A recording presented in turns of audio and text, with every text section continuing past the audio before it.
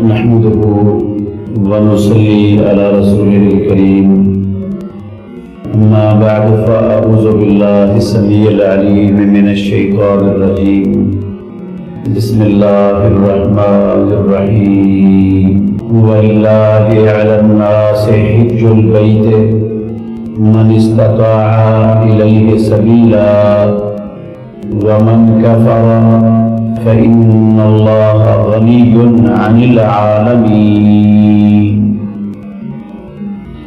اور اللہ کے لیے لوگوں پر بیت اللہ کا حج ہے جو اس کی طرف راستے کی طاقت رکھتا ہے، اور جس نے کفر کیا تو یقیناً اللہ رب العالمین جہان والوں سے غنی اور بے پرواہ ہے۔ عزیز بھائیوں، قابل احترام بزرگوں اور میری معزز مسلمان بہنوں، سورہ آل عمران کی 97 نمبر آیت اور اس کا ترجمہ آپ نے سنا ہے۔ اللہ رب العالمین نے ایمان والوں پر بیت اللہ کا حج فرض کیا ہے۔ یہ حج اسلام کے بنیادی 5 ارکان میں سے ایک رکن ہے، اور ہر مسلمان بالغ، عاقل، آزاد اور مکے تک پہنچنے کی طاقت رکھنے والا بندہ عورت، اس پر زندگی میں ایک مرتبہ حج کرنا فرض ہے۔ 5 چیزیں ذکر کی میں نے۔ ہر مسلمان بالغ، عاقل، آزاد اور حج کی استطاعت رکھنے والا، سفر کی استطاعت رکھنے والا، اس پر زندگی میں ایک مرتبہ بیت اللہ کا حج کرنا اللہ نے فرض کر دیا۔ رسول مکرم صلی اللہ علیہ وسلم نے فرمایا، ان اللہ فرض علیکم الحج فحجوا۔ لوگوں، اللہ رب العالمین نے تم پر حج فرض کر دیا ہے، تم حج کرو۔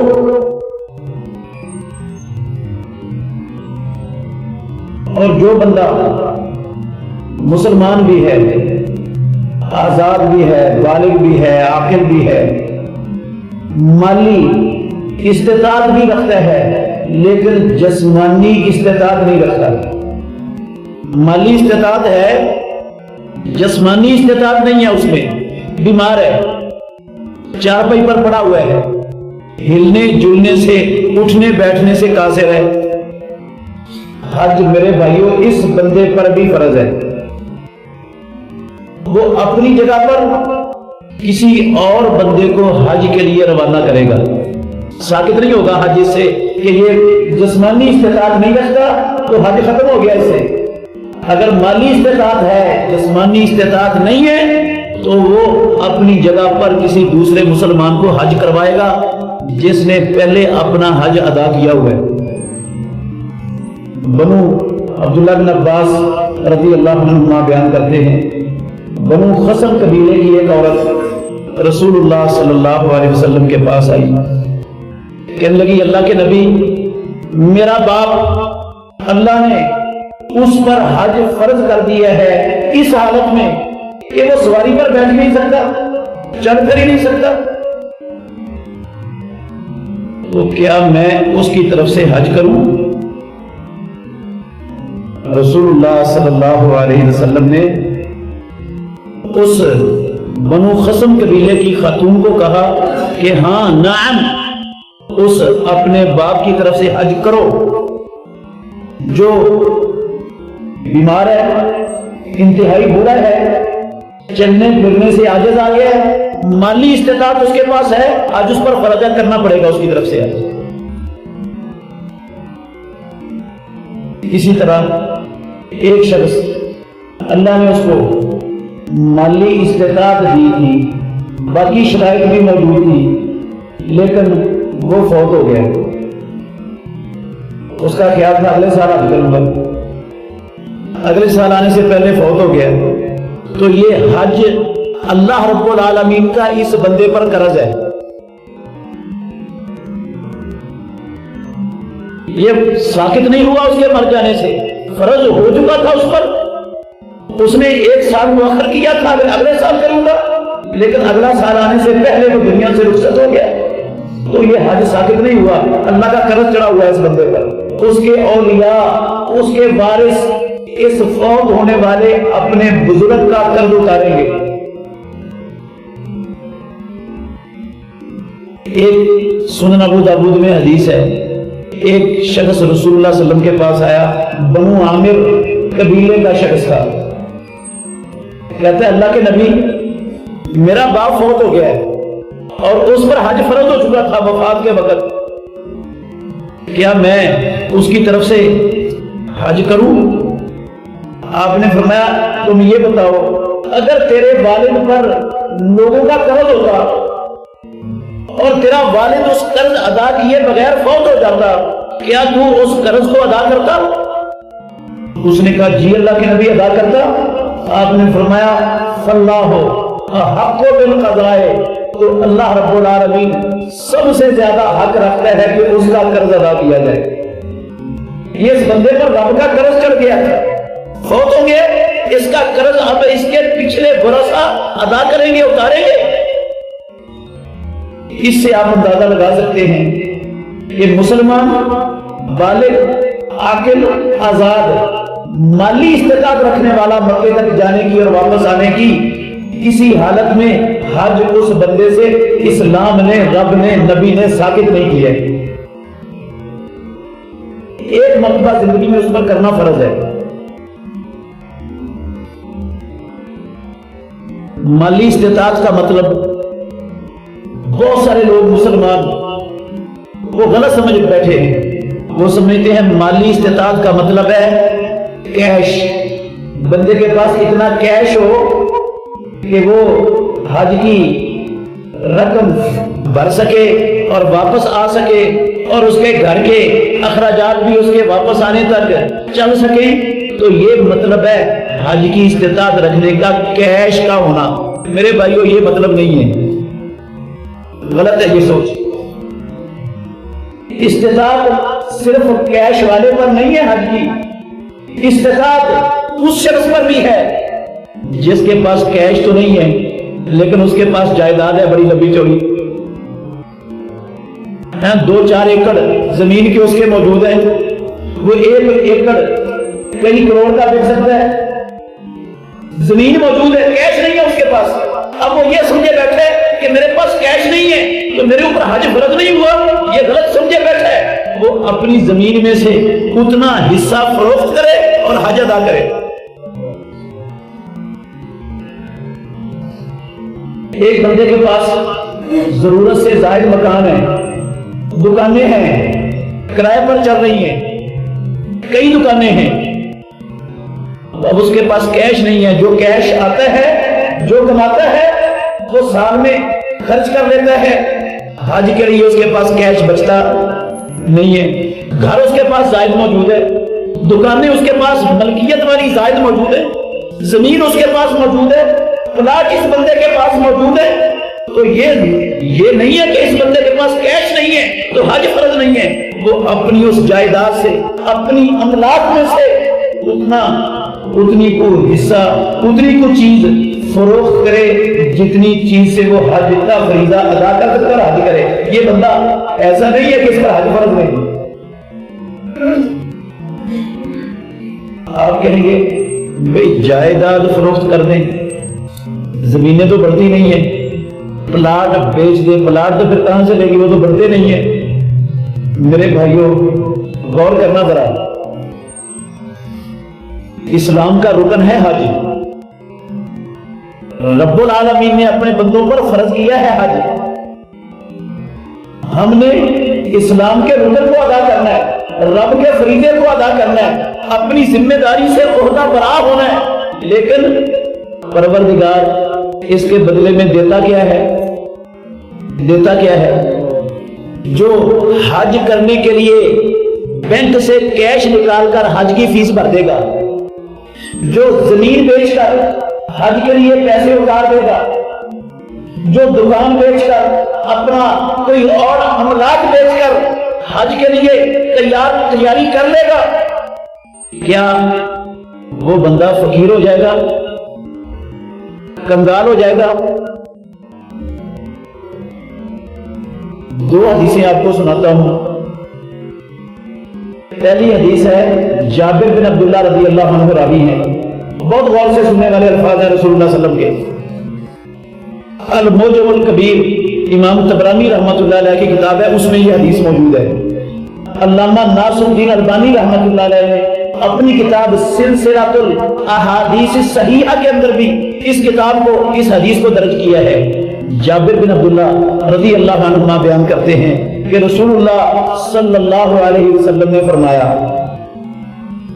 ادیموا الحج، او مسلمانوں، کلمہ پڑھنے والوں، ادیموا الحج والعمرۃ، حج اور عمرے ہمیشہ کرتے رہا کرو۔ فرض ایک مرتبہ ہے تم پر زندگی میں، لیکن ادیمو کا معنی ہمیشہ کرو حج اور عمرے۔ پھر کیا ہوگا؟ آپ نے فرمایا فَإِنَّهُمَا يَنْفِيَانِ الْفَقْرَ وَالذُّنُوبَ كَمَا تَنْفِي الْكِيرُ خَبَثَ الْحَدِيدِ۔ یہ حج اور عمرے ہمیشہ کرتے رہنا، یہ بندے کے گناہوں کو اور بندے سے فقیری کو ایسے مٹا دیتے ہیں جیسے آگ کی بھٹی لوہے کی میل کچیل کو مٹا دیتی ہے۔ یہ گناہ بھی مٹا دیتے ہیں، فقیری بھی مٹا دیتے ہیں۔ کس کا کہنا ہے؟ مولوی صاحب کا نہیں، پیر صاحب کا نہیں، مفتی صاحب کا نہیں، میرا نہیں، قسم اللہ کی اس زبان سے یہ الفاظ نکلے ہیں جو وما ینطق عن الہوی ان هو الا وحی یوحی، جس سے سچی زبان والا رب کی مخلوق میں نہ آیا ہے نہ قیامت تک آ سکتا ہے۔ اس نبی نے کہا الصادق المصدوق، کیا کہا؟ ینفیان الفقر والذنوب، یہ مسلسل پیدر پہ ہمیشہ حج عمرے کرتے رہنا، یہ بندے کو فقیر نہیں بناتے، یہ بندے کی فقیری کو مٹا دیتے ہیں۔ دوسری حدیث ہے عبداللہ بن مسعود رضی اللہ تعالی عنہ کی، یہ حدیث مسند امام احمد میں بھی ہے اور ترمذی میں بھی ہے، اور اس کو بھی علامہ ناصر الدین البانی رحمۃ اللہ علیہ نے اپنی سلسلۃ الاحادیث الصحیحہ کے اندر درج کیا ہے اور صحیح کا حکم لگایا ہے۔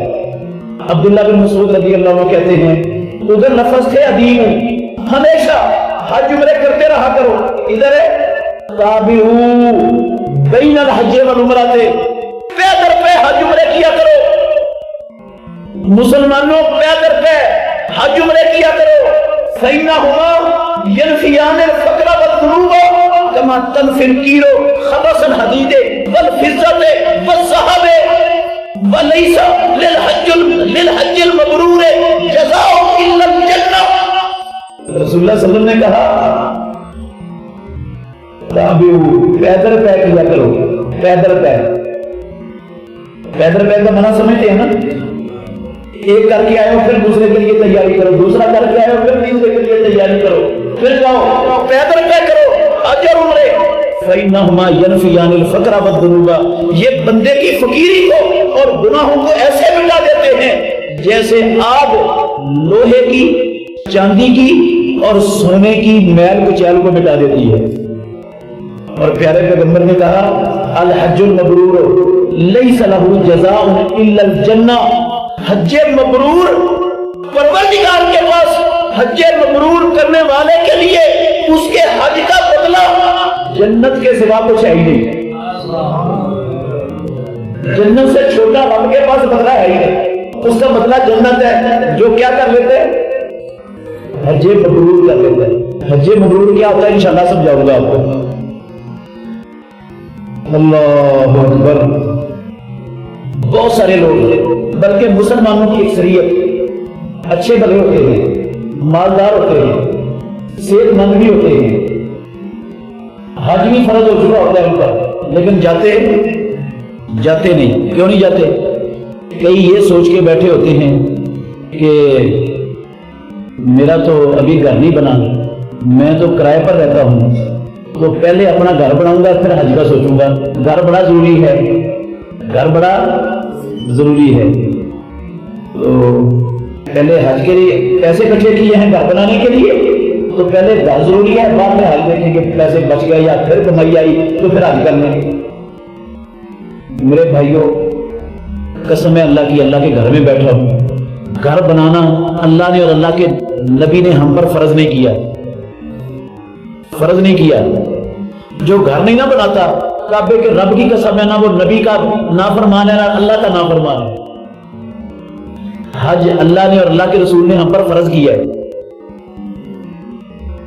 حج نہیں کریں گے استطاعت کے باوجود، رب کی بھی بغاوت، امام الانبیاء محمد رسول اللہ کے فرمان کی بھی سراسر نافرمانی، اور اسلام کی ایک ستون کو گرا دیں گے، منہدم کر دیں گے۔ اچھا، کئی لوگ اس لیے نہیں حج کرتے، بھئی میرے گھر میں تو بچیاں جوان ہیں، میری بہنیں جوان ہیں، میری بیٹیاں جوان ہیں، پہلے جو ہے نا میں اس فریضے سے سبکدوش ہو جاؤں، پہلے بچیوں کی شادیاں کر لوں، بچیوں کی شادیاں کرنے کے بعد میں پھر سوچوں گا کہ حج کرنا ہے۔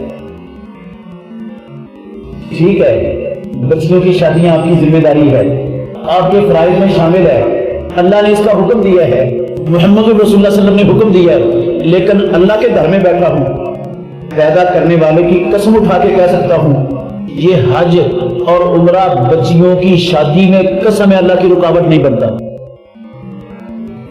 بچیوں کی شادی میں رکاوٹ نہیں بنتا، بچوں کی شادیوں میں رکاوٹ نہیں بنتا۔ حج عمرے پر جو آپ پیسے لگائیں گے، اس سے شادی مؤخر نہیں ہوگی، شادی میں تاخیر نہیں ہوگی۔